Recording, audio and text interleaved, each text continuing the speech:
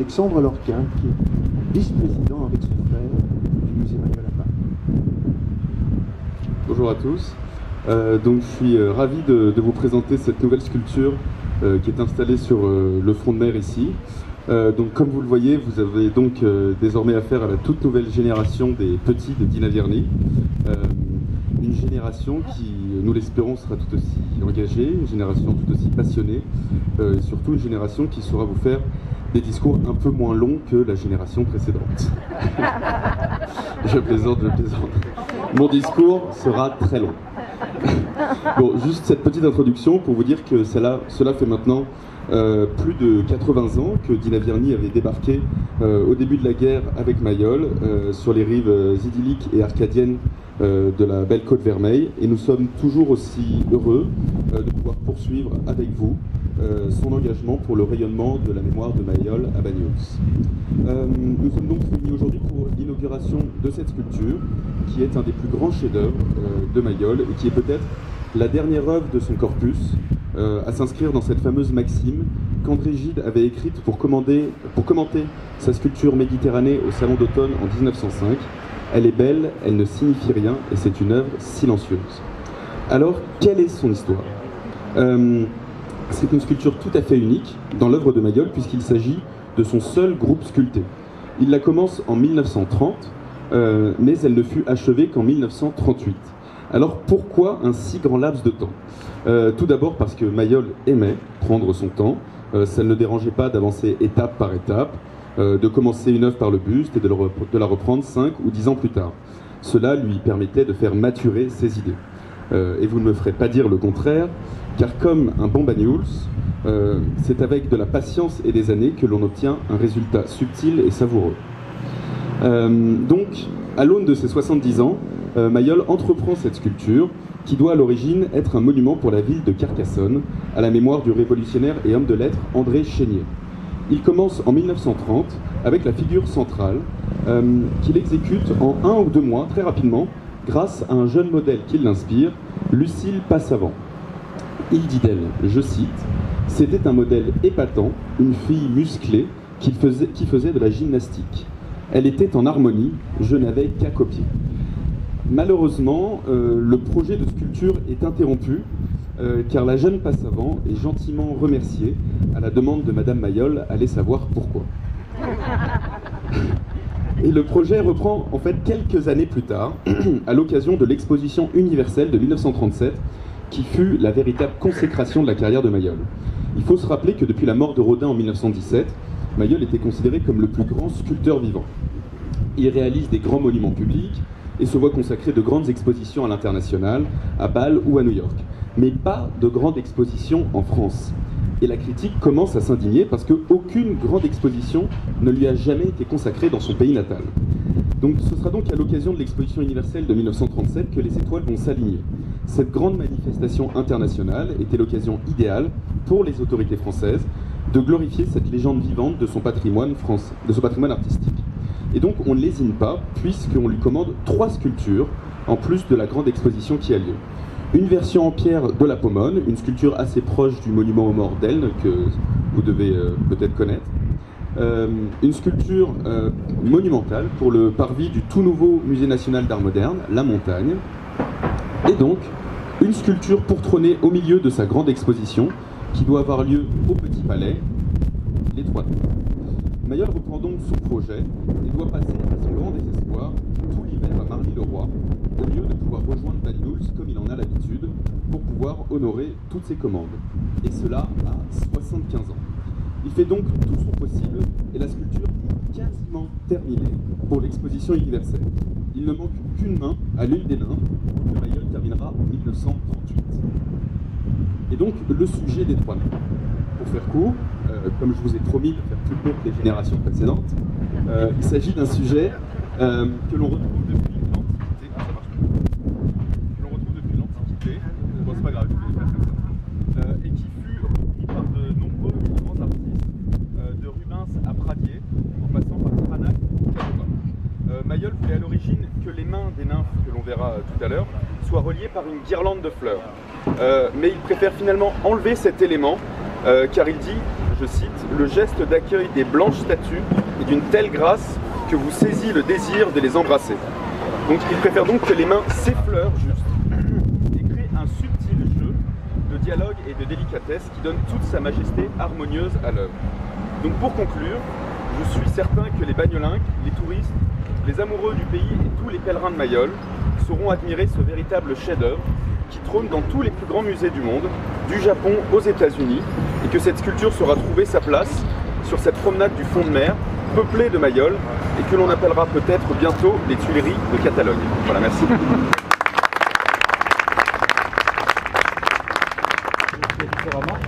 Je disais, mon cher Olivier, l'élève a dépassé le maître. Et en temps de brièveté, voilà, je ne ferai pas de commentaire, mais brillant. Long mais brillant, voilà, long mais brillant. On va dire ça, ce jeune homme a été très brillant. Voilà. Et donc le défi pour moi c'est tout à l'heure. Court et brillant. Court et brillant. Je vais parler d'une exposition extraordinaire. Et puis j'avais rendu un hommage particulier à mon ami Yvon Bertha et je disais, je le redis avec beaucoup d'amitié, ça a été certainement le plus grand ambassadeur, le plus grand avocat de Mayol que j'ai connu pendant des années, puisqu'on a eu la chance d'être élu en 83 et déjà en 83 il a été la cheville qui a permis le déménagement avec Dina Bernier du monument de la grande île qui s'abîmait, qui est derrière la mairie maintenant, et sur lequel il a réussi à convaincre M. Red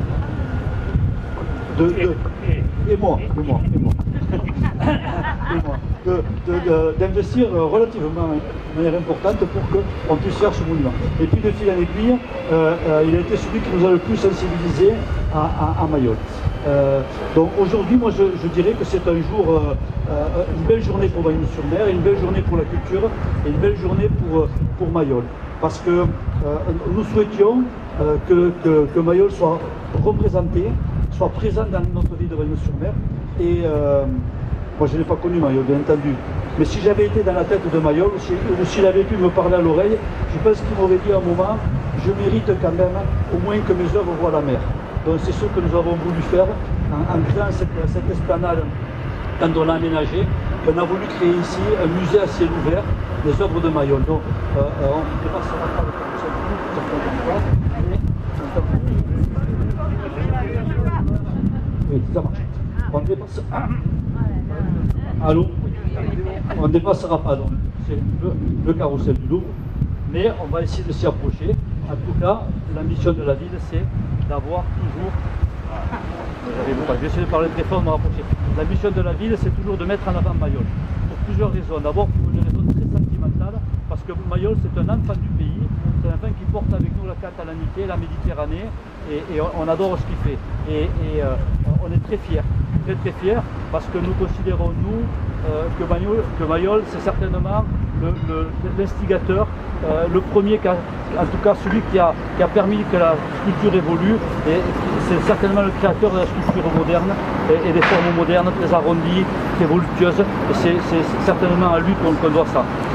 Pourquoi on est très fiers de mettre Mayol ici? Parce qu'il y a aussi un élément de notoriété par rapport à la ville. Mayol apporte beaucoup de notoriété à la ville. Il y a beaucoup de touristes et beaucoup de nos amis de l'Europe du Nord qui viennent à Bagnols et qui, en tout cas, quand ils s'arrêtent dans les Pyrénées orientales, viennent faire escale à Bagnols pour visiter le musée, mais maintenant pour se promener sur notre front de mer. Le front de mer, c'est quelque part l'avant-garde pour inciter les gens à aller visiter ce musée. Voilà, et puis je pense qu'on lui devait, et on le fait avec beaucoup d'amitié, de créer ce musée à ciel ouvert à Bagnols-sur-Mer. Voilà. En tout cas, merci Olivier pour nous avoir permis, et je veux le remercier aussi particulièrement parce que certains ont pu penser que nous étions en train de dilapider les fonds communaux. Ce n'est pas le cas, et c'est grâce à Olivier que nous avons pu avoir des œuvres dans des conditions très intéressantes pour la ville, et c'est pour ça que nous l'avons fait aussi. Alors, je n'ose pas dire qu'on en trouverait une autre, mais pourquoi pas, mais je voudrais dire aussi, parce qu'il faut rendre à César ce qui est à César, c'est que cette œuvre-ci, la liberté n'était pas prévue à Bagnols, et pour la petite histoire, je peux la raconter, oui, je le permets. La liberté ingénieure. L'action, oui. L'action ingénieure. Parce que quand on avait fait le front de mer, Je lui avais dit on va inaugurer le front de mer, il me faut absolument l'œuvre de Mayol, qui était commandée, c'est l'air, qu'on a acheté. Et la fabrication, le moulage de la statue a été retardé. Je lui ai dit Olivier, on ne peut pas rester dans le front de mer sans statue. Il m'a dit je vais t'en amener une. Voilà. Et donc il m'a amené celle-ci. Donc c'est un prêt qui va perdurer. C'est un prêt qui va perdurer. Voilà. Et donc il m'a amené cette statue qui ne nous appartient pas, et qui nous a été prêtée parce qu'il a dit c'est pas possible que nous inaugure les années Mayol sans une œuvre de Mayol nouvelle. Et donc comme celle-ci n'était pas prête, il nous a prêté celle-ci.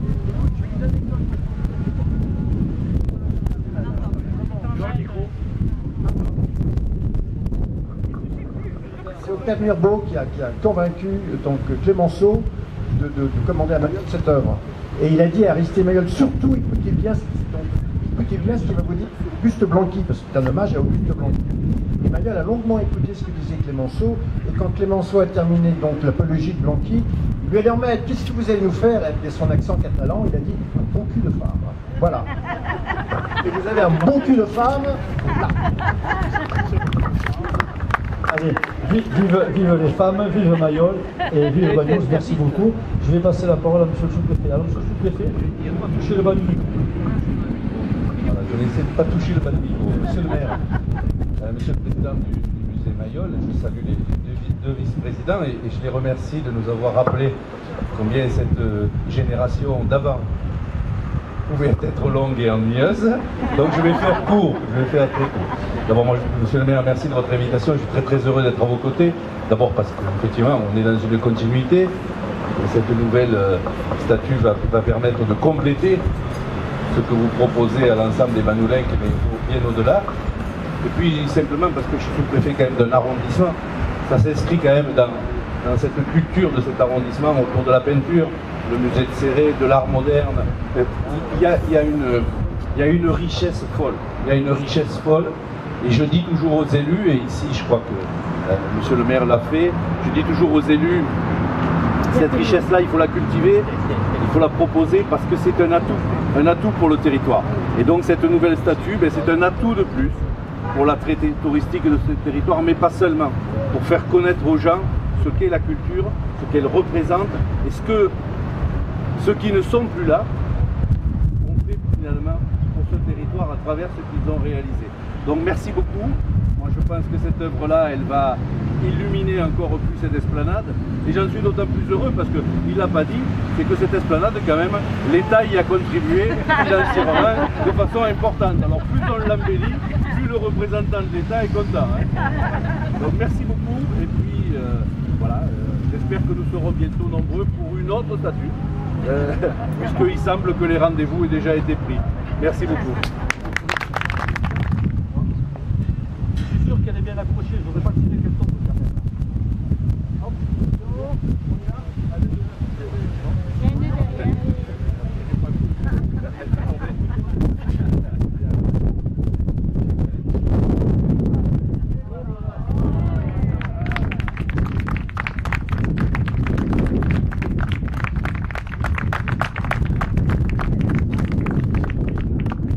Elle est belle, très très belle. Il y a 7 statues en vision libre sur le domaine public gratuitement de Mayol. Voilà, il y en a 7. Pardon? Pardon? C'est celle-ci, c'est une copie. Le numéro 1. C'est le numéro 1. On appelle une copie originale.